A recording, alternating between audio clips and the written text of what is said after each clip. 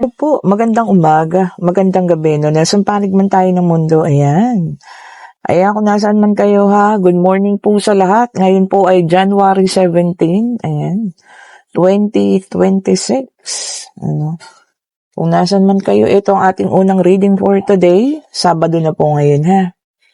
Tingnan natin kaninong energy or kaninong situation ang makukuha ko ngayong umagang ito.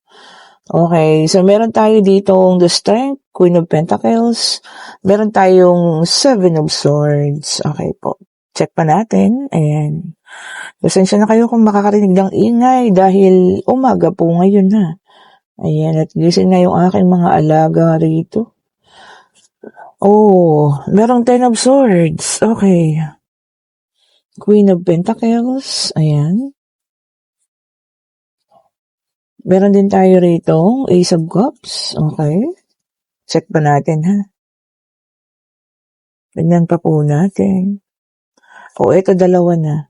Naku, merong Knight of Cups and meron tayo rito Four of Swords. Okay, so definitely po meron ditong nangyaring cheating. Ayan ha. Backstabbing. Deceit. Pangloloko, no? So, ito po, maaaring nagtapos na ang relasyon yung ito. Ayan. Merong iba sa inyo rito, nagkaroon na ng new beginning. Pwedeng ikaw, no?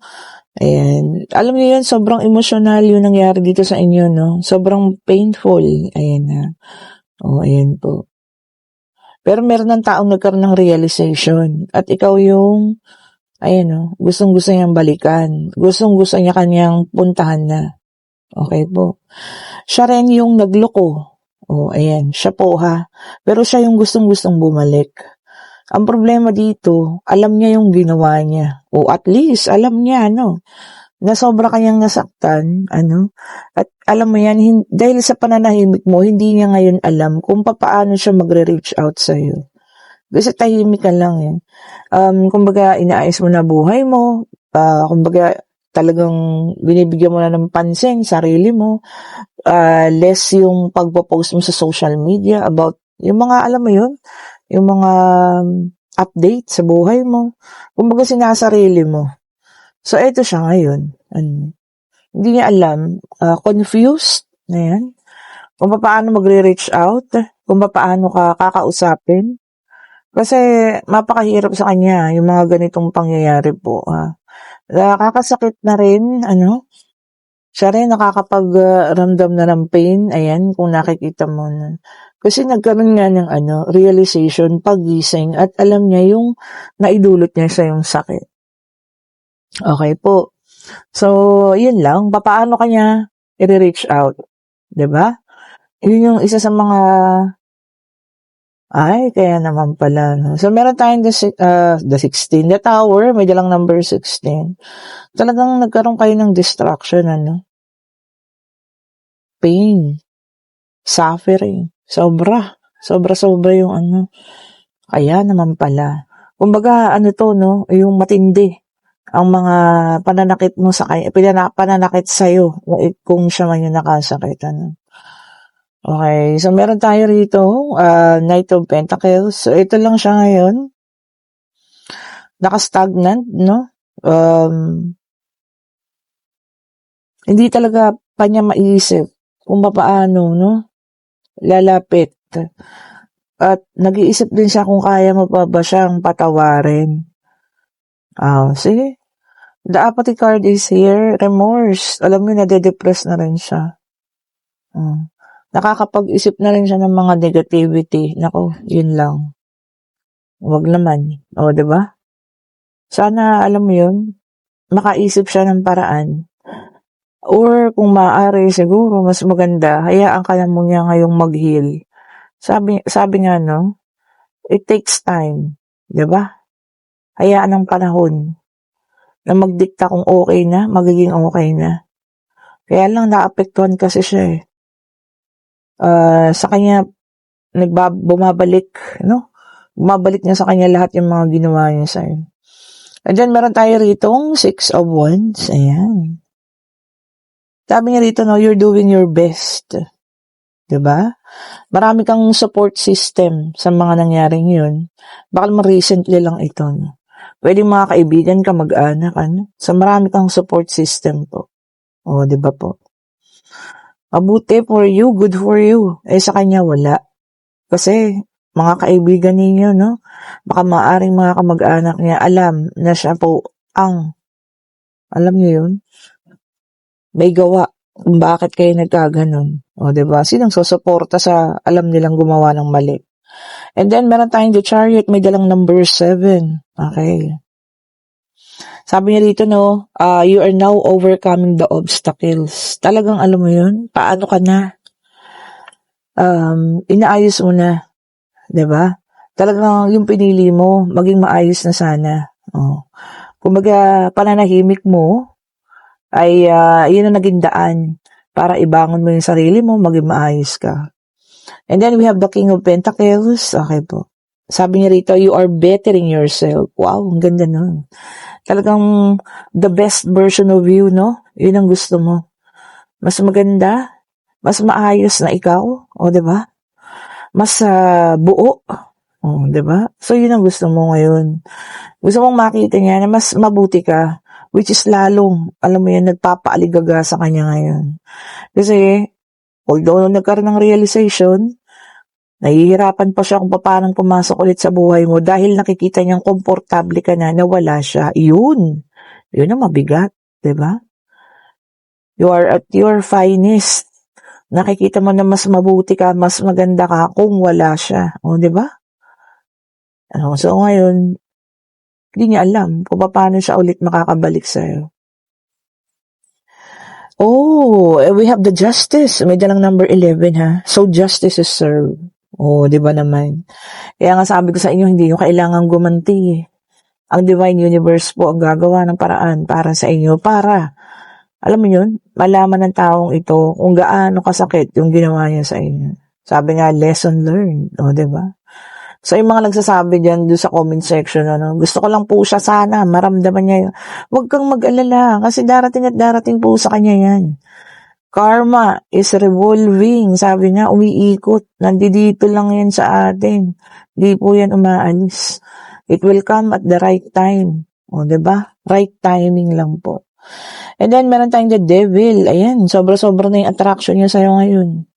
Kung dati, nire-reject ka niya kahit na anong pakiusap mo because of what happened, no? Na siya na nga yung may kasalanan, ikaw pa yung nakikiusap. Pero rejection yung nakukuha mo. Ngayon, iba na. Di ba? Talagang, alam mo yun, nakabantay siya sa bawat galaw mo. Kasi nga, nag-iintay siya ng nihintay niya yung oras, no? At yung panahon, kung paano siya e-entra ulit sa buhay mo. O, diba? Kailangan pa bang pagbigyan yan? Kung ako lang naman ang tatanungin nyo, ha? In my own personal opinion, hindi na siguro dapat. Diba? Nabubuhay ka na wala siya eh. Bakit pa? Diba? As you can see, ang dami mong blessing na paparating nung nawala ang taong ito. Ibig sabihin, siya yun. Siya yung nakakapag-block ng mga blessing na para sa'yo na dapat dumating na, no? Okay, ito para sa iba naman. We have the star, air sign, Gemini, Libra, and Aquarius. Ayan ha. Sabi rito, yung iba sa inyo, kalmado lang ang mga pakiramdam ngayon. Very good. No, keep calm. Sabi nga, diba? Mas marami tayo maiisip magagawa kung kalmado lang tayo. Tigilan na natin yung pagiging stressed out, burnout. Kalma lang. Pag hindi na kinaya, magpahinga po, ha? Kalmado lang. Okay. And meron tayo rito Ten of Swords in reverse. Air sign ulit ito, ha? Ayan. Sabi niya, wala na raw pong mas lalala pa. Tapos na. Yun na yun. Kung ano man yung kinasadlakan ninyong situation, na iniisip ninyo baka mas mulala pa, hindi na po. Yan na po yun. Diba?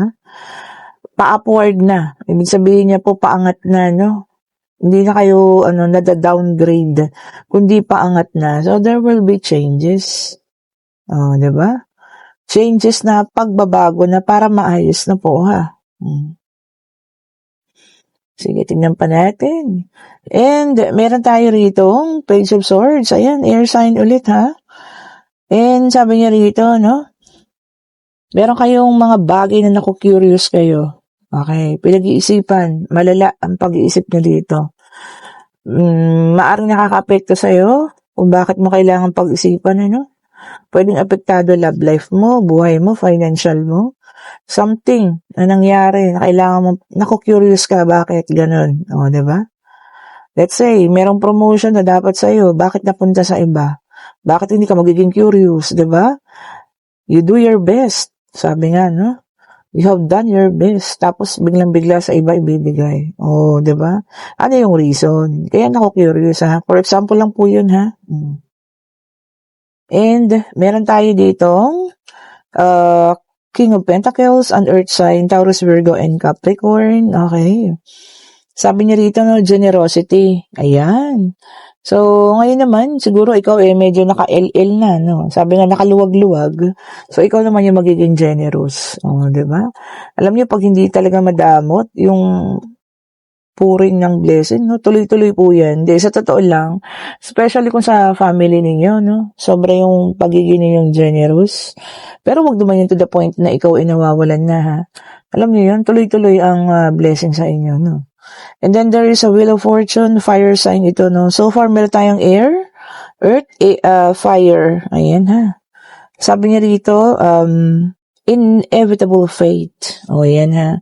Hindi matatakasan ang kapalaran. Okay, whether it's good or bad, kung ano man yung paparating sa'yo, no? Sabi nga, yan, yung nakatakda. Okay, kung bad kasi, minsan, kung hindi maganda yung mga nangyayari, magbalik tanaw tayo, no, para makita natin kung meron ba tayong nagawa before sa ibang tao na hindi maganda. 'Di ba? Yun lang kasi yun eh. Sabi ko nga sa inyo, life cycle, ups and downs, turning of events, umiikot lang po. Ngayon, kung medyo maganda yung buhay natin, ibig sabihin nun, matagal ka nang nagsasuffer o nakakaramdam ng hindi maganda. So, ngayon, umiikot na yung kapalaran at pumapabor naman sa'yo. And we have the Ten of Pentacles, Earth sign ulit ito. Itong maganda, no, stability. Ang ganda pag lumalabas ang no, Ten of Pentacles. Talaga, alam mo yun? For some of you, talaga yung nagiging stable. Ayan. O, diba? Meron ding attainment. Ibig sabihin, meron kayo talagang ginugusto, no? Or achievement na talagang makukuha na ninyo. It could be a property. Ayan, ha? Mga bagay na ginugusto talaga, no? Na hindi nyo akalain before, na hindi nyo, na makukuha ninyo. O, diba? Yung mga personal na talagang mga hinihiling, ano? And then we have the Temperance, a fire sign. Ayan. And dito naman, sabi niya, no? Lahat may purpose. Eka nga, no? So, kung ano man yung naiisip mo ngayon na dapat mong kailangan gawin, meron pong dahilan yan. Okay? Nasa sayo yan kung ano yung dahilan. Ano? Sana everything na ginagawa natin is maganda yung dahilan, no? Maganda yung purpose niyan. Makakatulong sa atin, o, diba? So, bago tayo mag-decide, bago tayo nagawa na kung ano pa man, no? Sana lahat ng bagay na ating uumpisahan o gagawin, no? Alam natin yung purpose. Oh, di ba? Kasi kung magde-decide lang tayo ng wala lang, naku, mahirap po yun, ha? Paano naman yun? Basta wala lang. Baka mamaya sa bandang huli, pagsisihan nyo pa yung mali na yung pagdedesisyon. Di ba naman? Okay, so eto na. The final card sa ating third deck. And this is an earth sign, the devil. Okay. So, somebody is sobrang attached sa inyo. Ayan. Sobra yung interest, ha? To the point na kailangan bawat galaw mo gusto niyang makita, gusto niyang alamin. O kung sino man yan, ha? Baka maging obsession yan. O pwedeng kakilala mo, kaibigan mo, katrabaho mo, no? Na sobra yung pagkagusto sa inyo. So, tignan-tignan din. Masama kung mag-lead sa obsession. Kasi, alam niyo yun, lagi na lang yan. Hindi ka natitigilan. O, diba? Lagi na lang nakabantay sa'yo, gagayahin ka, or kung ano man, ano. Gusto lagi yung attention mo nasa kanya. O, if it's obsession, ha? Ingat din po. At ngayon, pwede na kayong magtanong, pag-ibig pangyayari, pag-travel, kung ano man ang gusto nyo malaman, ha? Ating pong kuhanin ng kasagutan. Ayan. O, ano po ang inyong katanungan, Divine Universe? Ibigay mo po ang kasagutan sa kanilang katanungan. Isa lang po, ha? Isa lang po, ayan. Tingnan pa po natin, ha? Ayun na. Ooh. And this is the Lovers. Itong mahirap. Pag lumabas ang the Lovers. So, po pwedeng yes, po pwede ring no. Gusto ko pang kumuha po ng isa for more clarification. Yun yung mahirap sa the Lovers. Diba? Contradicting. Sabi nga, ano. Kuha tayo ng isa para yung ano. Sure na sure po ang sagot. Para malaman natin, ha? Okay. Eto naman. Talaga naman. So, ang pangatlo ay ang pangalawang card, no? Maaari. O, ayun ha. So, ayun na. O, pwedeng yes. No? Kasi mas lamang yun, no? Maaari. Okay po. So, ayun ha. So, maaaring yes ang sagot. Kasi parang positive naman yun. Okay po. And, kung nagugustuhan yung ating reading, pa-like, pa-share, subscribe, and hit the notification bell para lagi kayong updated sa mga bagong videos na nire-release natin, ano. And kung kayo nasa situational reading na, alam niyo yun, naghahanap ng right timing ang taong ito para makabalik sa'yo, ay kayo po pa rin ang magdedesisyon. Pero sinasabi ko nga, kapag ka umaayos na sa'yo yung kapalaran, gumaganda na pati ang kabuhayan. Pag-isipan nyo naman, na baka nga, 'di ba? Siya yung blockage, no? Sa lahat ng mga blessing na dapat sa inyo nandoon na. 'Di ba? Siya yung humaharang. Oh, 'di ba po? Because of his negativity, dahil sa, alam mo yun, hindi magandang pag-uugali, ano. Oo nga, mahal natin ang taong yun, pero kung siya naman yung nakakadulot sa'yo ng hindi maganda, no? Nakasakit pa sa'yo, masama yung nagawa, ano? Tapos ngayon, eto, pipilitin, naghahanap na ng paraan kung paano makabalik. Kayo pa rin po, iniiwan ko sa inyong desisyon, ha? Kahit ba sabihin kung hindi, pero kung talagang mahal nyo naman, diba? O, kayo pa rin po ang magdedesisyon. O, ayan po ha. Salamat po muli sa pag-aantay ninyo ng ating reading for today. And this is our early reading ha. Unang reading natin, ano. Antayan niyo yung natin, weekly reading and also ang ating second situational reading mamayang gabi po. Thank you so much po sa lahat ng gusto ng mag-order ng ating mga bracelet. Ayan, mag-order na kayo. Chat niyo ako, no? Nandiyan ang link sa comment section. At kung gusto niyo rin po ng private reading, as early as today po, magpa-schedule na kayo. Kasi may mga nagpa-early schedule na for the 23rd. O yan. Salamat po sa inyo mga madam ha. Yung mga maaga nagpa-schedule for the 23rd noong nakaraang araw, nag-chat na sila for the 23rd ang pinili nila. Ayan po. Thank you so much pong muli. Have a great morning. Have a great day ahead. Happy Saturday. Stay positive po. Bye po sa inyo.